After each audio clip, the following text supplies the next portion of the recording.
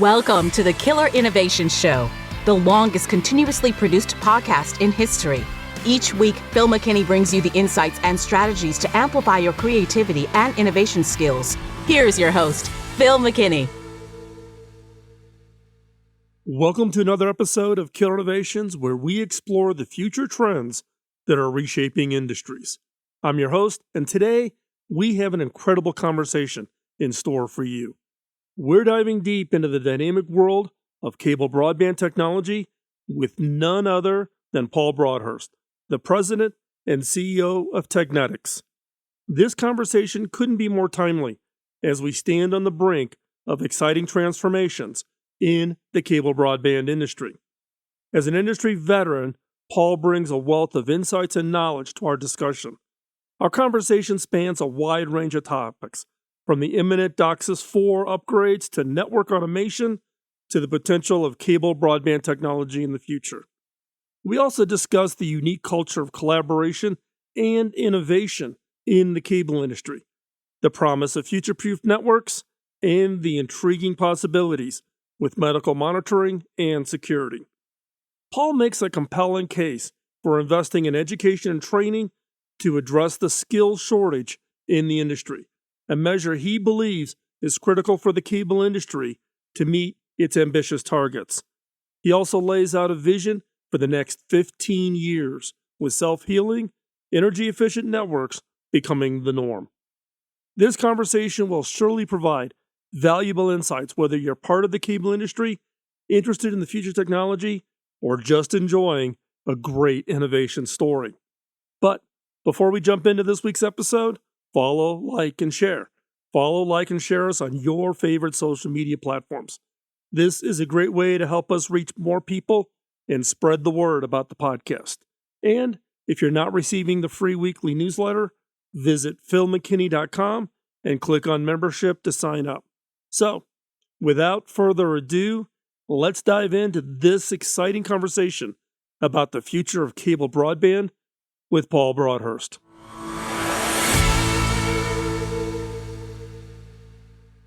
So, Paul, great to catch up with you again here at Tech Expo. It's an honor. So, what do you think of the show? How's the show been going for you? The show has been absolutely amazing. I'm very, very pumped with all the opportunity going on. COVID slowed us all down for a couple of years, and it took a year to recover. You know, last year it was a sort of, everyone, is it going to be back? And this year it's full force, full force. I tell you, the energy on this floor is amazing. It's amazing. It's unbelievable. But I'll tell you, at 2 o'clock this afternoon, I'm going to go back to my hotel room and just flop out, I think.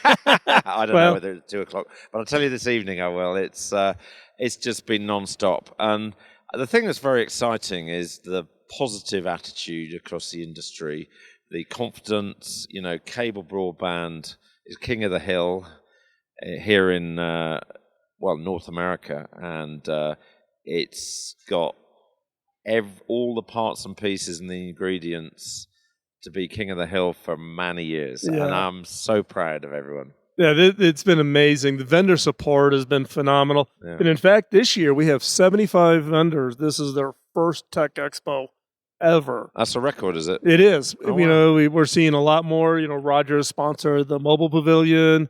We've got a lot of the fiber players now coming in because they're working in the working groups on coherent optics. And so they wanted to be on the floor to start engaging with the community. It's a lot of excitement. Yeah, no, I'm so excited. It's been amazing this week, and they're very good support from the customers as well. You know, a few recent years, you know, there was a bit of restrictions on travel budgets, but I think that all the key guys are here. It's fantastic. Yeah, I've had a great time. And I mean, I've gone by your booth, and you guys are pretty busy. Oh, it's been crazy.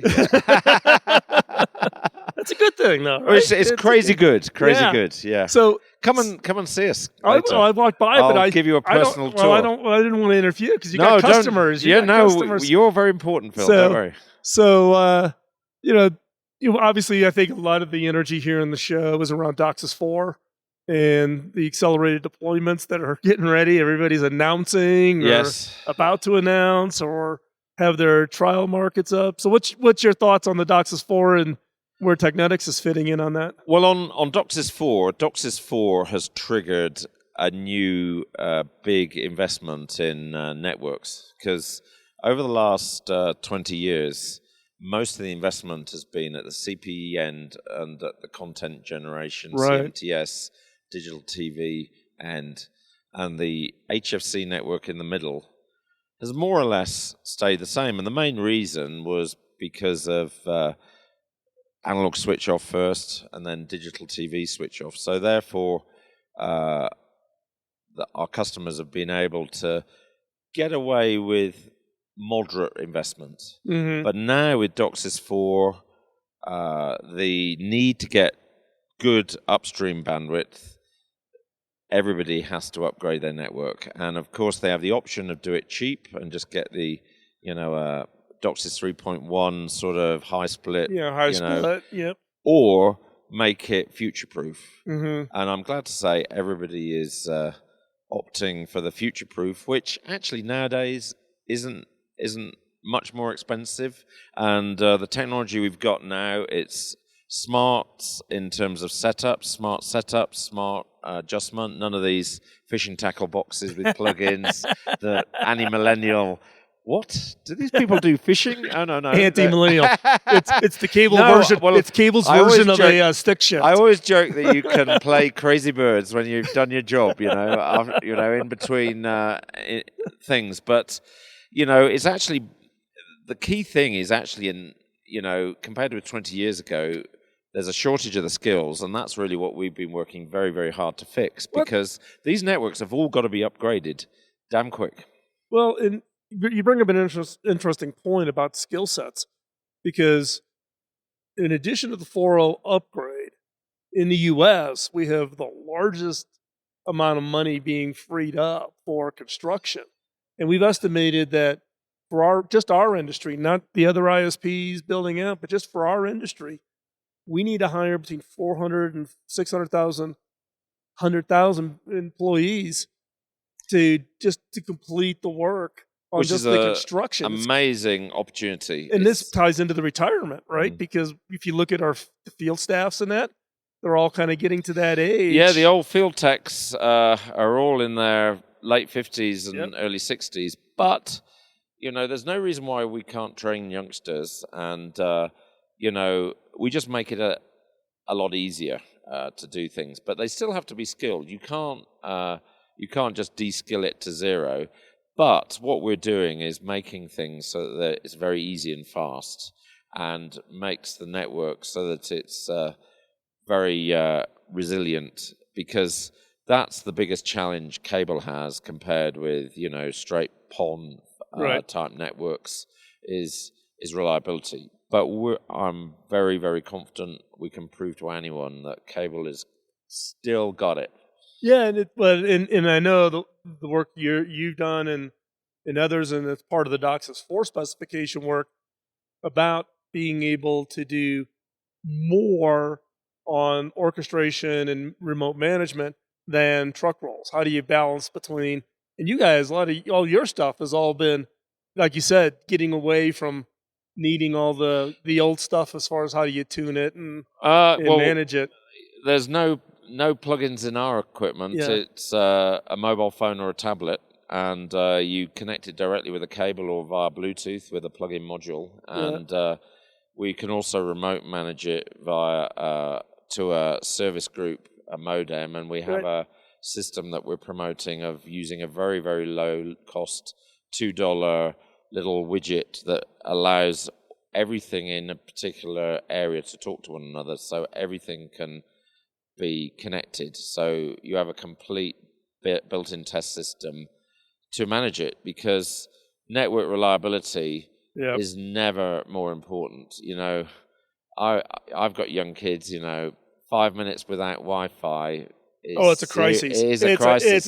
My grandkids escalate that crisis. Nuclear war, would be less stressful. So. Well, it was interesting during COVID. We saw in the early days, right? Because typically the maintenance windows was during the day because everybody was at Yeah, work I know, yeah, or yeah, at school. No, that's not the maintenance That's window. not anymore. No, and the no, maintenance no. windows now has gotten much, much shorter. Yeah. And that makes it even more challenging. But the upgrades, when I first came into the industry 11 years ago, Pat Esser at Cox sat me down. He goes, okay, here's the rules. Do not force me to regroom my network more than once a decade.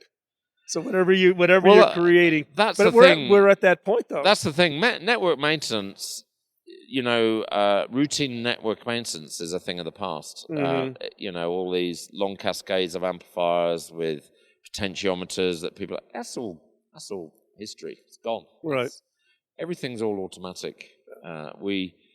You just set it up and it just works. Yeah, well, and again about the reliability and the nice thing about that, it just works. I've been a CIO at a publicly traded telco, and the old joke is what makes for a perfect data center? A man and a dog. The man's job is to feed the dog. The dog's job is to keep the man from touching the equipment. And it's the same in the network. Yeah, right? no, it is. Get it out there. Get it. Yes. The less you touch it, it just works. It corrects itself. It stays up. So you're talking about, the fact that everybody's accelerating. Any thoughts? Because there's been some interest in, because some operators have a little bit of a heavier lift. So there's obviously the high split work that's going underway for some operators. It's kind of a step one. There's others, and there's been some talk, and I'd be interested in your thoughts on this, about DOCSIS 4 modems on 3.1 CMTSs, because you get that if they have the capacity and spectrum. They still need to do the spectrum upgrade. Yeah, no, I think that's... Yeah. Me for saying it, but people are even starting to call it DOCSIS 3.1 plus or something. All right, okay. Bleep that one out. Right. No. We hear that all the time because and particularly we hear it from what we call at Cable Labs, our mid-tier operators, the MTOs. Yeah. Because it allows them to get to a higher capacity and compete. But the fiber competitors are really pushing. Yeah, no. I think with high split and 5 OFDM blocks, that basically is a very, very good transition for cable to get to the next step. And I think that there's various initiatives between the big operators to see if there can be a reunification of standards. And I think it'll be great if that manages to happen. Because I believe, cable is a big market here in North America, but it having multiple standards on similar networks doesn't make sense. And we're very much, we're doing diplexerless amplifiers, which you don't have this idea of setting band splits. Right. A mobile guy coming into this, what? Band splits? Plug-in diplexers? Yeah. A mobile guy would go, hang on, we are in 2022, aren't we? It's like the slide rule versus the calculator. Yeah. I started off on a slide rule. Well, so I have to admit that I did as well. Well, actually, when I was 5 on an abacus, but we won't go into that. But slide rule for many years and logarithmic tables, yeah. But getting back to, I do believe there's a lot of sensible stuff going on at the moment, and I think that cable broadband, maybe with a transition is going to be very, very useful. But the important thing that's going on at the moment is that because high split needs to be enabled, it's very important that people make the network with future-proof optionalities, so that maybe they'll do this 3.1 5 DOCSIS 4 modem solution, which is a sort of halfway house. But it's very, very important that they make the network so that it can do the full-blooded DOCSIS 4. We were involved in with an operator, Ziggo. I don't know if you heard about that. They're a member of ours, and we know. A couple of people were asked to look the other way, but they put 16K QAM down the network and got on a high-split local network something 15.5 gigabits. 2 gig up, 15.5 gigabit down. So, that's double XGS-PON. Cable has got it. Cable has got it. And the thing I would argue is that if you've got a network, why would you rip out and replace when you've got, The economics make no sense. It makes no sense. In my conversation with our members, I'm like, construction, greenfield, fiber. Yeah. Put the fiber in. But in major parts of the world, we're the leading broadband provider, particularly for consumers. Yeah. And you can do an upgrade at 10 times the pace of lighting up homes. 10 times the pace and with very little customer disruption, because that's the and main significantly driver reduced of capital costs. That's the main driver of churn. And people talk about satellite. Well, satellite's great for very, very remote areas, but for metro areas, there is nothing better than cable, and it's in the ground, and it can do the job now.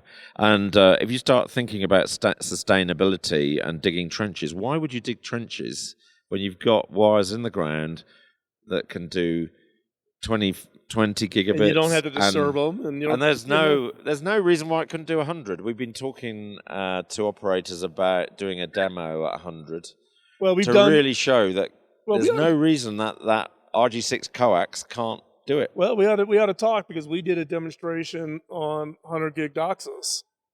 This is probably like 3 years ago. Yes, I remember that. Yes. Yeah. And because one of the things we're thinking about is do you go from 1.8 plant to 6 gig plant? We're already for overlay for node splitting using a digital overlay. We're already going to those sort of frequencies because the trunk cable can easily go without any trouble with reasonable losses. But for residential, there's no reason. We've done some experiments, and we can see that RG6 could do 10 gigahertz. Yeah. And you could do 100 gigabit. Yeah. Several people have referenced that article you just talked about and say, right, can we have a demo? Yeah. And we're going to do it. Yeah. And it proves out that, again, the plant that this industry is invested hundreds of billions of dollars over the years still has multiple. Well, everybody always asks, is this the last version of DOCSIS? Is this the no. This thing. I always joke that whenever I run into like the old timers, and I go, thank whoever picked the media, the coax, thank you, because that puppy can haul a lot of spectrum. Exactly. Well, it's just a TEM cable. It's no different from fiber. They're basically the same thing. Exactly. And if you, as I was saying earlier, get rid of these diplex filters and actually have it as with duplexers, so it's completely open both ways, which is effectively what FDX did. Yep. It's as good as fiber for into the 2040s, 2050s. So when you think about, let's take a step back and let's look 5 to 10 years out. What do you think the future holds? Not just for the industry, but I mean for networks in general. Where do you think we go? There's a lot of players coming in. There's the federal dollars coming in. There's you talked about satellite. I have the high performance Starlink built onto the bus here. So have I, but you'd be competing with a lot of people if you went out in that car park over there. I mean, I compete. I compete when I go up to like Washington State. I can see all the Canadians across the. Oh, those Canadians! Those darn Canadians. And and you can tell at 4:00 it starts to lag. Oh, right, right, okay. Yeah. So wireline broadband is much better. It's also very much more profitable than mobile. Yeah, because spectrum is expensive. Exactly. But to answer your question, going out 15 years. I believe that these networks will actually keep going. I think that they will be a much more mature medium. So we're doing, as I was mentioning earlier, automating, putting lots of smarts. We have an automatic setup thing called Neuronics, which basically there's none of this adjusting levels and knowing how many dBmV things are and test meters.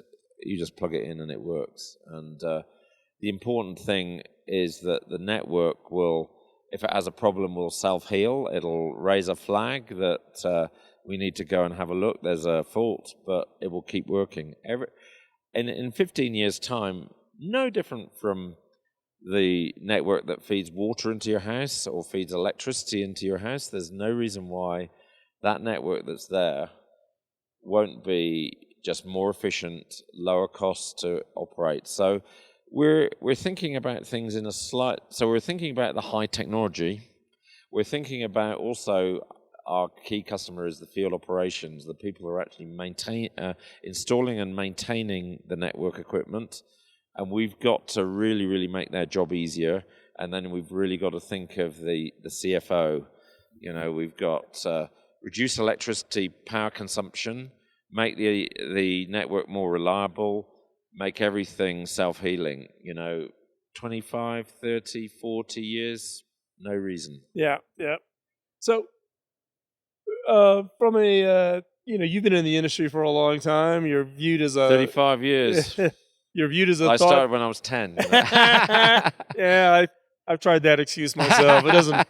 I jokingly say when I first came to the industry 11 years ago, I could get away for the first couple of years of saying I'm the new guy and play dumb. I don't get to play that card anymore. But I still feel I'm a new kid on the block, actually. I do too, because everything changes. Yeah. And what's, that's funny, when I first came to the industry after having been the CTO at HP, I got all these questions from the media, like, you're going to the cable industry? And I didn't have, other than as a customer of HP, I didn't have experience in the industry. And then you come in the industry, and then you realize why people come into this industry and never leave. Hotel California, I'm afraid it is, yeah. Well, it's exciting, but also it's the only industry I know that it literally has an industry culture. Yes. Right? It is about collaboration. It's about trust. It's about our people, And all the customers all cooperate because they've all got their own individual patches. Right. So they're not trying to kill each other. They Correct. actually have incredible... And if we sell a really, really good idea to one operator, we've got 3 other guys. It's like... It's only a week ago I was talking about this. And I think that collaborative... And obviously Cable Labs is right in the middle of it all. And there's loads of meetings that are going on this week and go on all the time. That collaborative culture, I love it. And I likewise also like, the... Keep going. Yeah, I love the friendship. I've got so many friends, it's just... and I've never had it quite like that in every industry. My first 10 years I was in defense electronics, which set me up to bring lots of new ideas to cable because I was RF and microwave and optics there. But the industry culture here is just amazing. It is. I love it. And I jokingly say, look, if I was back at HP, it's not like I called my counterpart at Dell and say, hey, let's get together and share our R&D plans. No, exactly. Right? Here, everybody shares everything. And people move around. Like, we recently had, Bilal, who was our CTO. Oh, yes. He's now done to Comcast. Right. Yeah. Bilal wanted some operational experience. He didn't have an operation.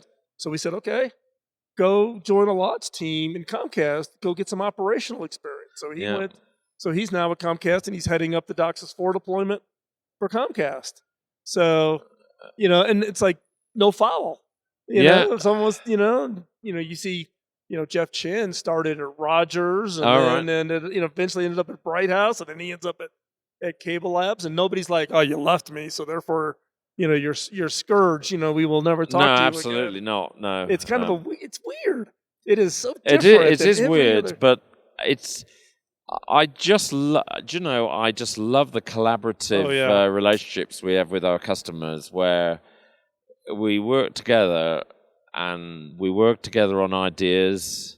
Quite often it's over dinner, and I have to put 3 glasses of wine into you to get you talking about things. Your best thoughts sometimes come after 3 glasses of wine, and we can work together and think up great things. 1 + 1 = 3, Yep. and the number of times, me or my guys have come up with some fantastic ideas to just keep stretching and stretching and stretching and making the thing better and better and better. I mean, even this, in some of the conversations we've had this week, there's quite a few ideas that are going back to the factory and the farm to. Yes, that's a great idea. Let's put some legs on that one. Yeah, it's fantastic. Yeah. So as we wrap up the interview, the last question I always like to ask people is so what are you curious about? What is it that has you piqued and yet you're just curious about that's out there? This is one to hear your thoughts, but also to kind of maybe inspire the audience, to listeners to be aware of something that maybe they're not thinking about. Okay, yeah, that's a good question. Yeah, well, I'm an engineer scientist, so I'm curious about everything, and I follow everything, from aircraft, the solar system, everything. But getting back down to ground, I think the amazing thing really is, and I just see in my in the last 10 years, is just the opportunity that universal broadband everywhere, where mobile and fixed are coming together to be a completely integrated ecosystem. And obviously, it was business broadband, entertainment, but I think it's going to be very exciting, the whole medical monitoring, security. There is so many opportunities that are going to come out of that to help people make life better. And it's just amazing. Lots of people talk about, well, what are we going to do with this 25 gigabit that we can do? What are we going to do about it? But I remember the same conversations at 30 megabits. Yeah, that's right. Oh, why do we need 30 megabits? Yes, that's right. I remember in 1990 when Technetics opened its first building, we had a twin ISDN 128 kilobit, and I remember thinking, 128 kilobit. What on earth can we do with that amount of bandwidth? And that, I mean, now and now we're talking about 10G. Yeah. So, hey, Paul, thanks for taking the time out of the show. I really appreciate it. Well, it's been a real honor, and I look forward to. Well, there's a few more hours left before it's all finished, but see you next year, and back in Atlanta. And we'll see you Atlanta at the Expo next year. Thanks, Paul. Yeah, that'd be great. Thank you very much.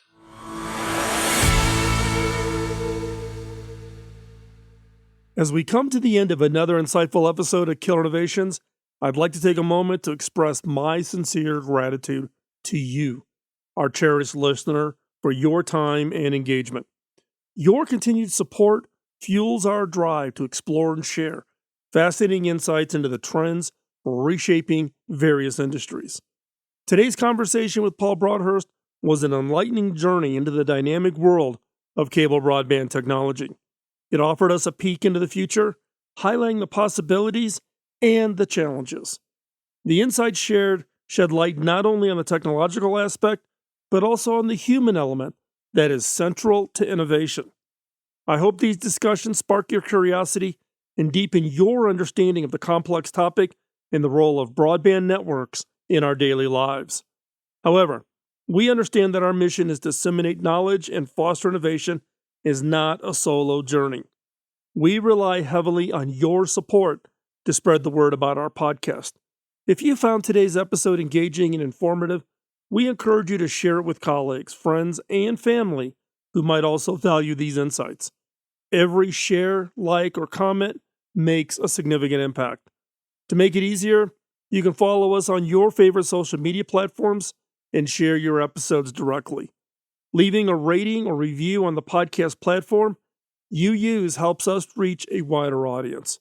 And if you haven't already considered subscribing to our free weekly newsletter, this gives you access to exclusive content, updates, and insights directly into your inbox. Visit philmckinney.com and click on membership. Last, we're also keen to hear from you. Your feedback, questions, and topic suggestions make our content more relevant and enriching. So reach out to us, share your thoughts, or even just say hello. You can send us a message directly from philmckinney.com. And once again, thank you for your invaluable support in the role you're playing in spreading the knowledge and in fostering innovation. Remember, this isn't just a podcast. This is Killer Innovations, where we believe innovation isn't just about the tech. It's about the people and their stories. And we're thrilled to share these stories with you. Keep innovating. Until next time, bye-bye. Podcasting nonstop since 2005, this has been the Killer Innovation Show on the Innovators Network.